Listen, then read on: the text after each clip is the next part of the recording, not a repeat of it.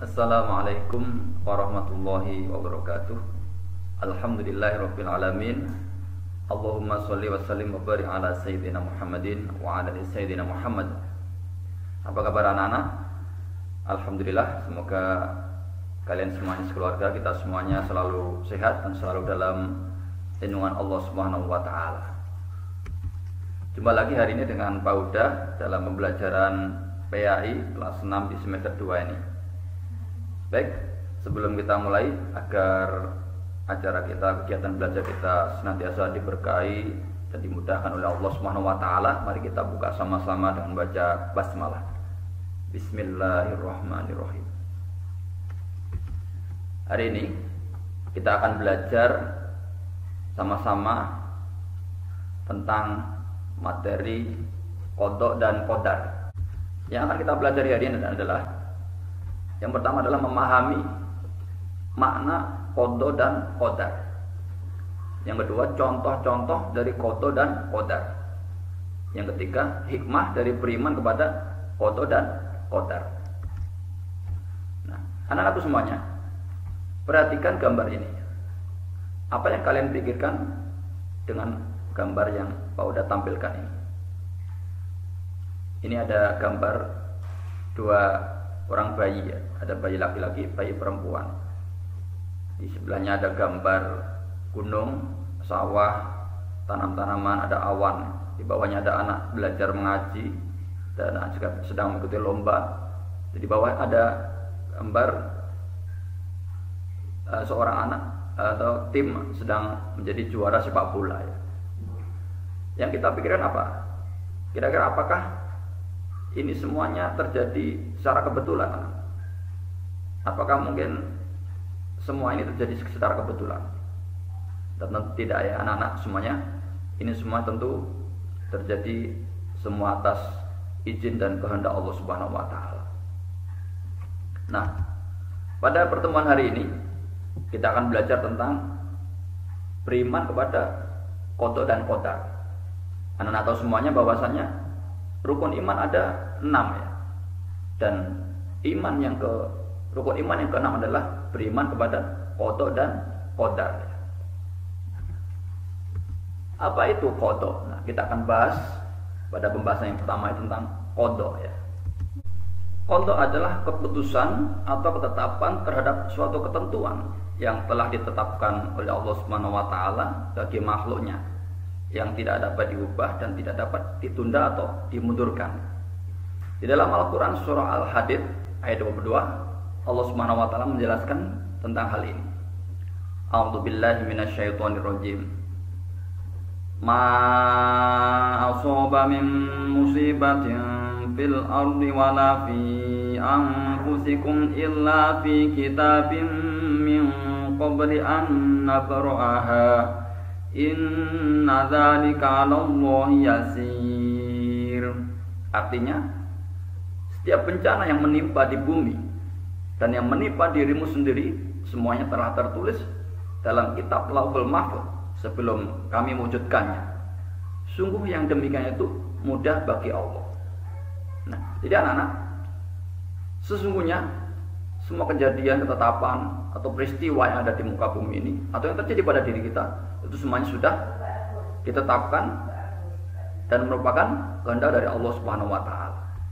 Nah, di antara contoh-contoh dari qada ya. Apa saja contoh-contoh dari qada ini? Qada adalah ketetapan Allah terhadap makhluknya yang tidak bisa diubah. Di antara contoh dari qada adalah yang pertama, matahari terbit dari timur dan tenggelam di barat. Nah, sejak dulu diciptakan matahari akan selalu terbit dari timur dan tenggelam di barat. Ini sudah ketetapan dari Allah. Yang kedua, kematian pasti datang. Bahwa setiap yang bernyawa, setiap yang jiwa, setiap manusia pasti akan mengalami kematian. Itu juga merupakan ketetapan dari Allah, qada. Yang ketiga, bumi serta planet-planet lainnya berputar sesuai dengan porosnya. Sejak awal diciptakan, planet-planet yang ada di angkasa, di alam ini sudah berjalan melalui poros atau garis edarnya. Nah, ini kecuali nanti terjadi hari kiamat ya. Akan terjadi sebaliknya ya. Matahari terbit dari barat, planet-planet akan saling bertabrakan. Nah, ini qada ya, ketetapan Allah yang tidak bisa diubah. Kemudian apa hikmah kita beriman kepada qada ini? Seseorang yang beriman kepada qada akan bersikap dan berlaku antara lain sebagai berikutnya. Di antaranya contohnya adalah anak akan datang ya, seorang anak akan datang ke sekolah atau kegiatan lainnya tepat waktu. Kenapa? Karena waktu tidak akan bisa kembali. Yang kedua, seseorang akan berusaha memanfaatkan waktu untuk belajar dan hal-hal lain yang positif. Kenapa? Ketika orang sudah tambah usia, tambah waktu, maka tidak akan bisa kembali lagi waktu yang muda. Maka mumpung ada kesempatan, mumpung masih muda, mumpung masih kecil, manfaatkan waktu untuk belajar, untuk kegiatan yang positif. Supaya apa? Supaya kita tidak menyesal. Yang ketiga, kita harus menerima berapapun, seorang anak harus berusaha menerima berapapun uang jajan yang diberikan orang tuanya. Ya, kenapa?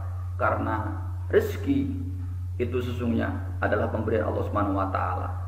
Maka seberapapun yang diberikan orang tua kita, ikhlas menerima seorang anak yang baik. Yang keempat, tidak boleh bersikap sombong ya, baik di rumah, di sekolah, atau di lingkungan masyarakat. Maka orang yang bersikap sombong berarti dia sudah bersikap melawan apa yang sudah menjadi garis ketetapan dari Allah Subhanahu wa taala. Maka tidak boleh bersikap sombong ya. Sombongan menolak kebenaran dan meremehkan orang lain. Kenapa? Karena setiap orang pada akhirnya akan kembali kepada Allah Subhanahu wa taala. Setiap orang akan mati. Setiap orang akan mengalami yang namanya kematian. Maka tidak boleh sikap sombong ya. Yang kelima, berhati-hati ya jika berada di tempat keramaian atau jalan raya yang padat kendaraan ya. Kenapa ya? Karena kalau tidak hati-hati maka bisa kecelakaan ya. Maka harus hati-hati ya. Walaupun takdir, walaupun kodok setiap orang mengalami kematian, namun tetap kita harus berhati-hati ya. Tidak boleh menyombongkan diri ya, bahwa kita pasti selamat ya. Nah, maka kita harus selalu berdoa kepada Allah ya, agar Allah berikan kita keselamatan dimanapun kita berada. Yang keenam, berusaha bertanggung jawab atas tugas yang diberikan kepada kita ya. Kenapa? Karena kita melaksanakan tugas berarti kita sudah melaksanakan kebaikan yang nantinya akan kembali kepada kita. Kebaikan kita di dunia, manfaatnya akan kita dapatkan nanti di akhirat. Yang ketujuh adalah selalulah bersikap santun, rendah hati dalam bersikap dimanapun kita berada.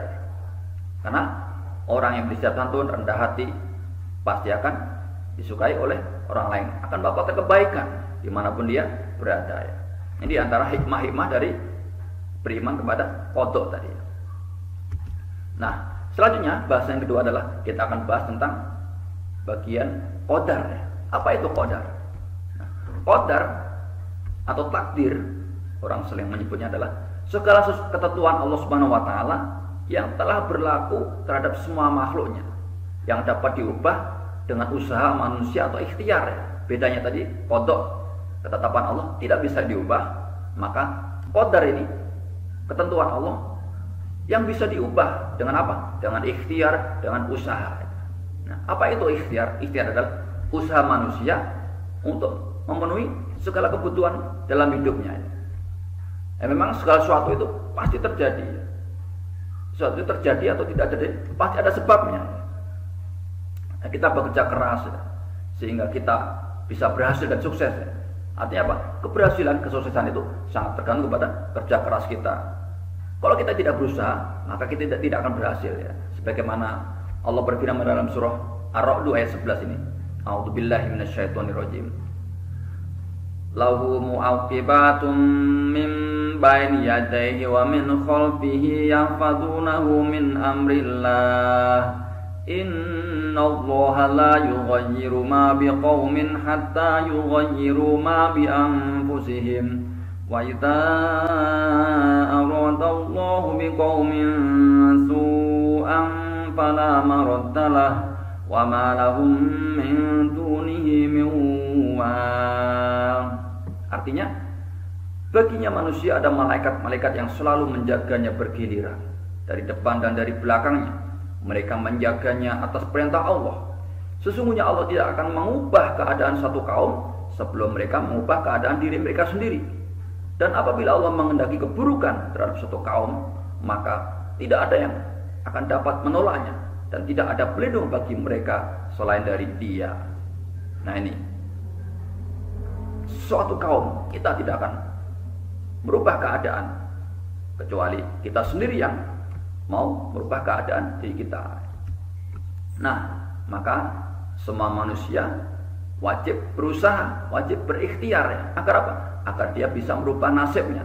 Kita tidak boleh menyerah pada kesulitan-kesulitan sebelum berusaha. Kita diwajibkan berusaha. Artinya, segala sesuatu kita boleh tidak datang dengan ujuk-ujuk, dengan tiba-tiba, dengan sendirinya, tapi harus diusahakan ya. Kalau kita ingin menjadi juara, maka kita harus belajar. Kalau kita ingin pandai, ingin pintar, maka kita harus belajar. Kalau kita ingin berhasil sukses, maka kita harus bekerja, harus berjuang. Dengan apa? Dengan sungguh-sungguh. Ini takdir yang bisa diubah. Mungkin si A ditakdirkan jadi anak yang miskin, tapi karena dia sungguh-sungguh, dia berdoa, mohon kepada Allah akan diberikan keberhasilan agar jadi orang yang sukses, orang yang kaya, maka dia bekerja keras dengan sungguh-sungguh, selalu mohon kepada Allah, maka dia insya Allah akan bisa berhasil menjadi orang yang kaya, orang yang berhasil menjadi juara. Kenapa? Karena kesungguhannya di dalam berusaha itu tadi. Nah, termasuk manusia wajib berikhtiar di masa pandemi COVID-19 ini. Agar seseorang terhindar dari virus, maka dia harus berusaha apa? Memakai masker, jaga jarak, jaga kebersihan, rajin mencuci tangan, sementara tidak boleh bersalaman dulu, dan selalu menjaga kebersihan. Bagi seorang muslim, rajin menjaga wudhu dimanapun dia berada. Ini contoh ya, usaha manusia. Memang kematian itu adalah ketetapan dari Allah. Namun kita sebagai seorang manusia, sebagai seorang muslim, wajib berusaha menghindari apa? Menghindari bahaya. Jangan malah ketika ada bahaya kita menyombongkan diri seakan-akan kita akan terbebas ya. Kita wajib berusaha ya, tadi ya, supaya terhindar dari penyakit, maka kita harus berusaha melindungi diri dengan tadi ya. Selain berdoa kepada Allah, dengan melindungi diri dengan protokol apa? Kesehatan. Nah, selanjutnya contoh-contoh lain dari qadar ya, takdir yang bisa diubah ya. Di antaranya apa?